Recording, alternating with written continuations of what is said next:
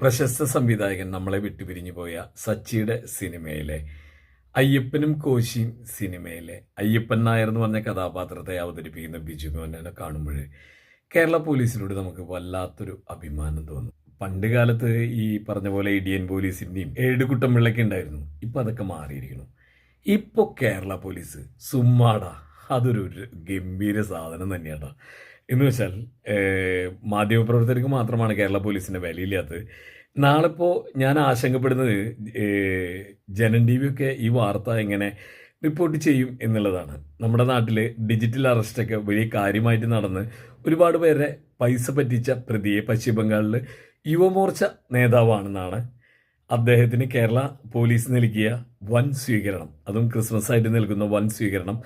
നമുക്ക് ജനൻ ടി വിയുടെ വാർത്തയിൽ അതെങ്ങനെ പറയും എന്നുള്ള അറിയില്ല. എന്തായാലും തൽക്കാലം മീഡിയ വണ്ണിൻ്റെയും 24-ൻ്റെയൊക്കെ വാർത്ത കാണാം. ഡിജിറ്റൽ അറസ്റ്റ് ഭീഷണി മുഴക്കി കൊച്ചി സ്വദേശിനിയിൽ നിന്ന് 4.5 കോടി രൂപ തട്ടിയെടുത്ത ബംഗാളിലെ യുവമോർച്ച നേതാവ് കൊൽക്കത്തയിൽ പിടിയിൽ. കൊൽക്കത്ത സ്വദേശി ലിങ്കൺ വിശ്വാസിനെയാണ് കൊച്ചി സൈബർ പോലീസ് പിടികൂടിയത്. യുവമോർച്ച കൃഷ്ണഗഞ്ച് മണ്ഡലം പ്രസിഡന്റായ ഇയാൾക്ക് കംബോഡിയയിലെ തട്ടിപ്പ് സംഘങ്ങളുമായി നേരിട്ട് ബന്ധമുണ്ടെന്നും കോടിക്കണക്കിന് രൂപയാണ് തട്ടിയെടുത്തതെന്നും പോലീസ് കണ്ടെത്തി.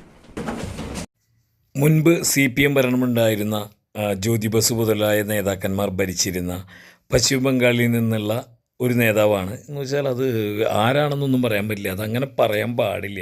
യുവ